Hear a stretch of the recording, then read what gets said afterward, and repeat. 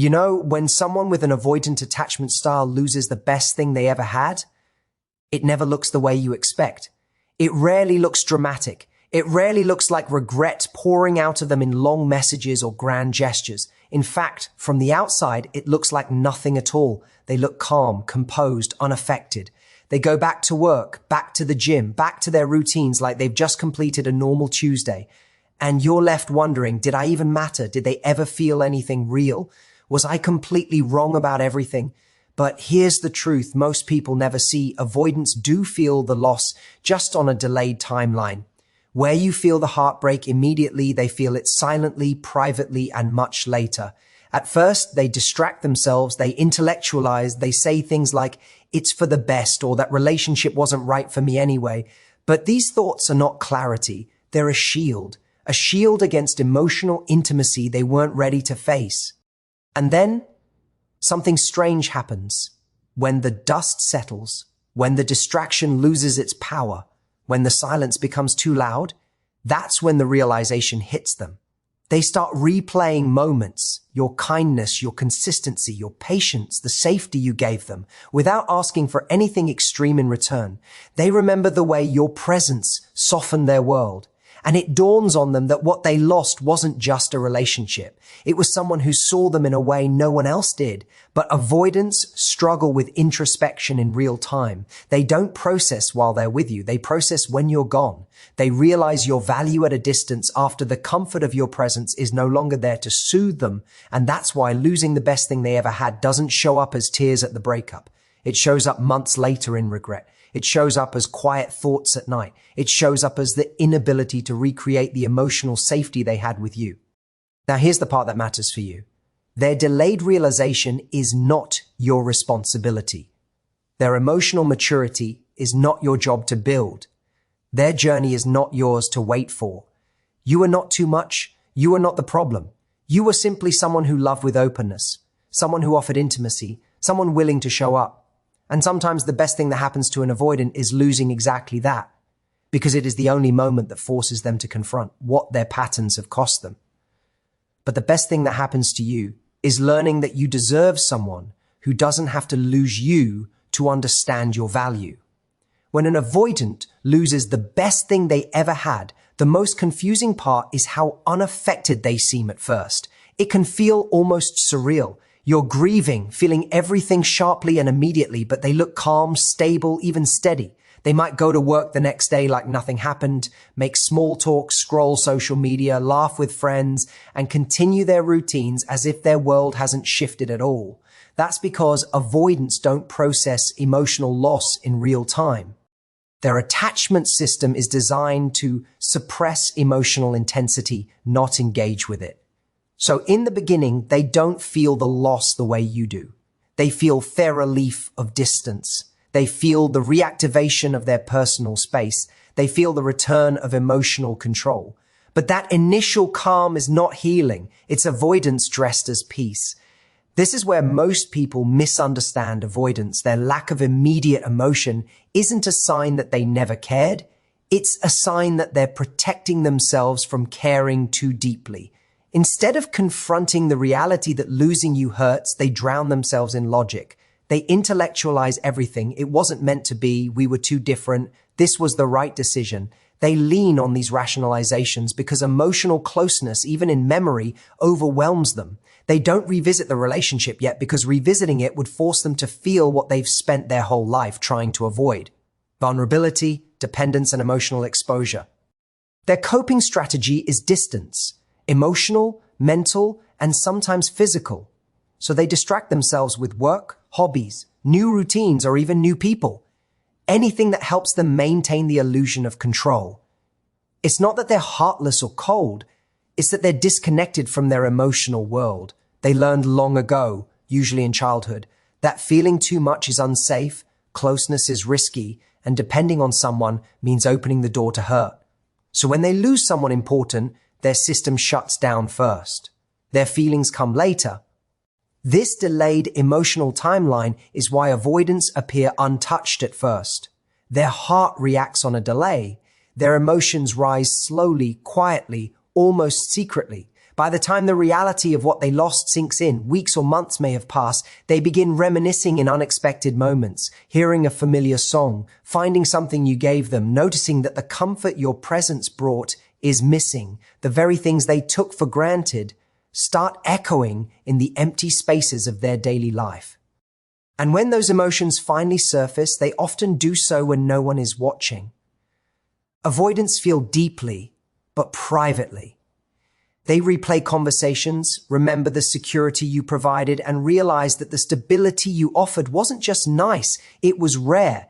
This realization doesn't hit with dramatic tears or grand gestures. It arrives quietly, like a weight on their chest they can't shake off. The loss becomes undeniable, and the emotional distance they once relied on begins to feel like loneliness. So the truth is this: avoidants do feel the loss, but they feel it later, when the silence becomes too loud, when the distractions fade, and when the absence of your presence finally breaks through their emotional defenses. When an avoidant loses someone meaningful, their first instinct isn't to sit with the pain or acknowledge the emotional weight of what just happened. Their instinct is to retreat into logic, structure, and routine. These behaviors aren't random, they're self-protection. Routines become the emotional armor they wear to avoid confronting feelings they don't know how to process. Instead of allowing themselves to feel grief, regret, or sadness, they lean into patterns that make them feel safe and in control. They clean their space, plan their schedule down to the minute, throw themselves into work, or spend excessive time on hobbies. To you, it might look like they're doing just fine. But what they're really doing is running from the emotional chaos inside them. Avoidants don't have the emotional language or the internal tools to handle intense feelings in the moment. So they intellectualize everything.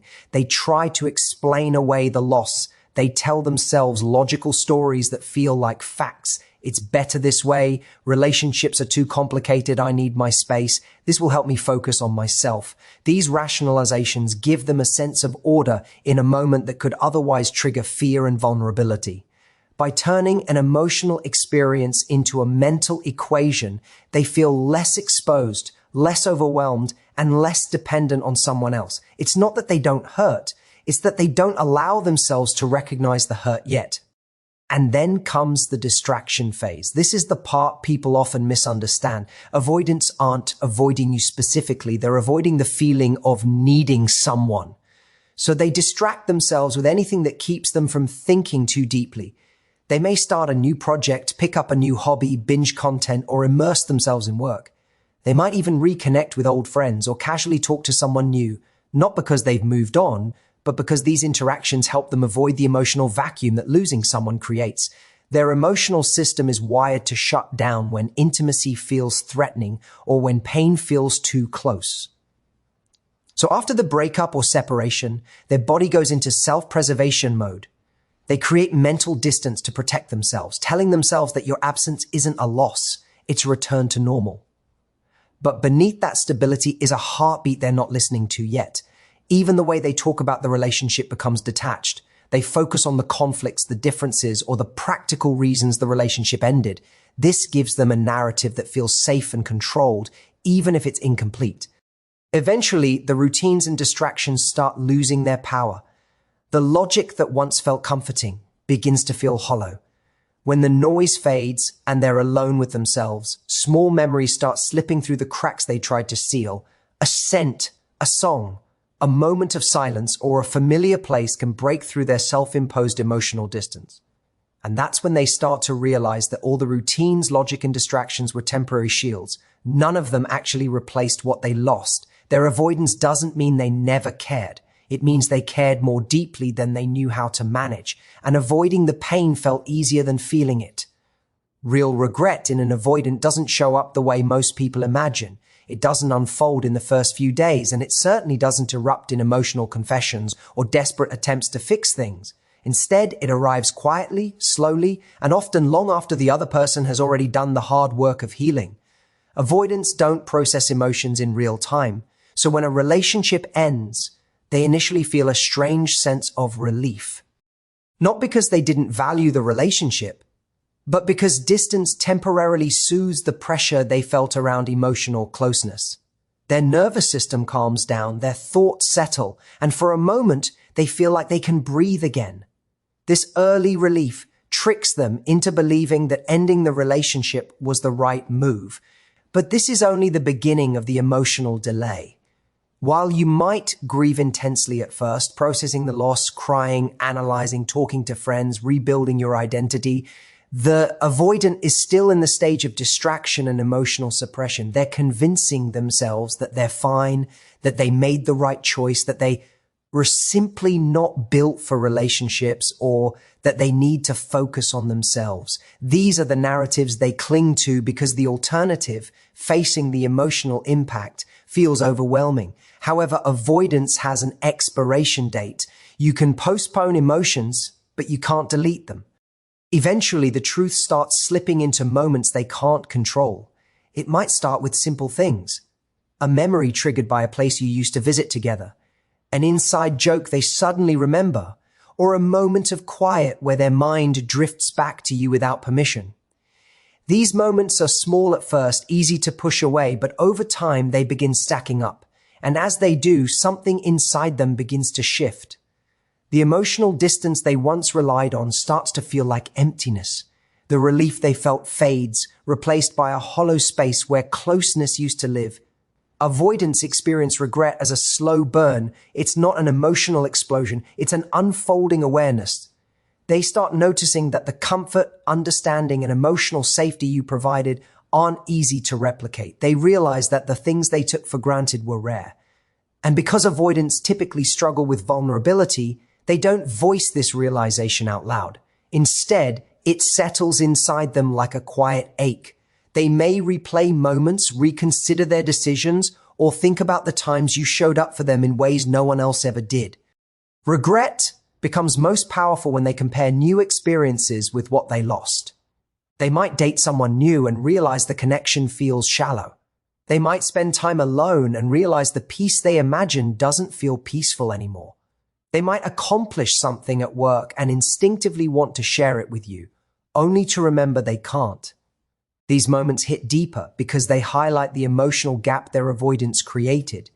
What truly marks avoidant regret is the dawning realization that the relationship wasn't the threat they were, that the safety they pushed away was actually something they needed, that the love they kept at arm's length was the very thing that could have helped them grow.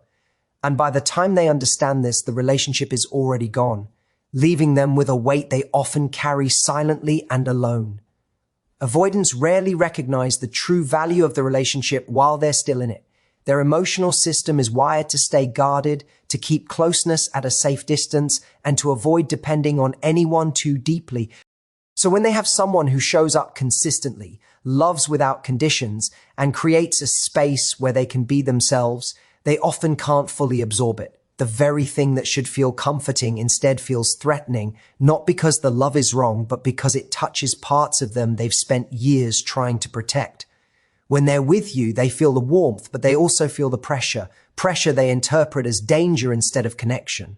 So instead of leaning in, they subtly lean back, not out of cruelty, but out of instinct. But something profoundly shifts when distance enters the picture, when you're no longer close, when the emotional field around them becomes quiet, something inside them begins to recalibrate. With distance, their nervous system relaxes. They feel like they suddenly have space to breathe, and this space clears the fog that once distorted their view of the relationship. What they couldn't process in proximity becomes easier to see from afar. In contact, your love felt overwhelming. In distance, the same love starts to feel comforting. With you near, they felt pressure. Without you, they feel your absence. It's in this space, this quiet, unexpected space, where they start to see your value clearly. They remember the way your presence softened their rough edges. They remember how you listened, how you understood them in ways they rarely experience, how you didn't punish their need for space, but simply wished they'd meet you halfway. And slowly, the truth breaks through their defenses. They had something rare, something grounding, something that made life easier without them even realizing it at the time. Avoidants often need distance because closeness makes them shut down emotionally, but distance makes them reflect. It gives them room to look at the relationship without feeling suffocated. When they're no longer afraid of being overwhelmed, they can finally feel. This is why their clarity comes so late. Their emotional system simply doesn't allow them to process intimacy in the moment. But once the intensity fades and the relationship is no longer there to trigger their fears, the love, the connection, and the memories come back without the static. And it hits them differently now. They begin to notice that what they had with you isn't easily replicated. The ease of your communication, the emotional safety you built, the stability you offered. These things stand out in contrast once they're gone. They realize that the new connections they try to form don't feel the same. The comfort you gave isn't present. The emotional understanding isn't natural. They start to understand that what they lost wasn't just a relationship. It was a rare emotional home they didn't know how to live in. Distance becomes the mirror that shows them what they couldn't see up close. What once felt like pressure now looks like patience. What once felt like intensity now looks like love. And what once felt like vulnerability now looks like safety. This delayed recognition is painful for them because by the time they can fully appreciate the depth of what they had, the person who offered it has often already stepped into their own healing. The avoidant finally sees the truth, but only when there's no longer someone standing in front of them offering it. What most people don't realize is that loving an avoidant often becomes an emotional balancing act you never agreed to perform. You end up carrying both your feelings and theirs, managing the connection, initiating the conversations, steadying the uncertainty, and trying to create closeness with someone who keeps stepping back just as you move forward. Over time, this effort becomes exhausting, and yet you start believing it's normal. You begin thinking that if you just communicate better, love harder, stay patient a little longer, or prove you're safe, they'll eventually meet you where you are. But that belief quietly turns into emotional labor you should never have been responsible for. Their avoidance isn't something you caused, and it isn't something your love can fix. When the relationship ends or distance appears, it's easy to blame yourself. It's easy to replay the moments when you were too emotional, too available, or too honest, and wonder if you should have done less, spoken less, or wanted less. But the truth is, your openness wasn't the problem. Your desire for connection wasn't the problem. Your willingness to show up, communicate, and participate in the relationship fully wasn't the problem. The issue was that their readiness didn't match your capacity. You were prepared for intimacy, they were still afraid of it. You were leaning in, they were leaning away. And no matter how much effort you put in, you were never going to be able to carry both sides forever. What's important to understand is that avoidants often grow only when they experience the consequences of their own patterns. Losing someone who offered emotional safety, consistency, and genuine care is often the only moment that forces them to confront the reality of their avoidance. But that confrontation, if it happens, is their journey, not yours. You can't pause your healing in hopes that they suddenly evolve. You can't suspend your growth waiting for someone to meet you in the middle. Their readiness is not something you can create through love, patience, or sacrifice. And when you finally step back and reflect, you start to see the part of the story that gets overlooked. You deserved reciprocity. You deserved someone who didn't need to lose you to understand your value. You deserved a love that didn't require you to hold your breath or shrink your needs to make someone else comfortable. You deserved someone who recognized the importance of the connection while it was still alive. Not in hindsight, not in regret, and not in silence months later. Your healing truly begins when you stop carrying their emotional work and start reclaiming your own. When you understand that you weren't too much, you were exactly enough for the right person. When you realize that the love you offered wasn't wasted, it simply wasn't matched. When you stop trying to prove your worth to someone whose fear made them blind to it. You deserve someone who can show up, stay present, and choose the relationship without needing distance to appreciate its value. Walking away doesn't mean you failed, it means you finally chose yourself. And choosing yourself is the moment everything changes. In the end, remember this, losing someone like you is often the moment an avoidant finally sees what they couldn't recognize when it mattered. But your life cannot be put on hold for someone else's delayed awakening. You showed up with honesty, with consistency, with heart, and that is something to be proud of, not something to regret. Your value isn't proven by who holds on. It's revealed by the strength you show when you choose yourself and walk forward with clarity. Thank you for listening, for giving your time, and for allowing these words to be part of your healing journey.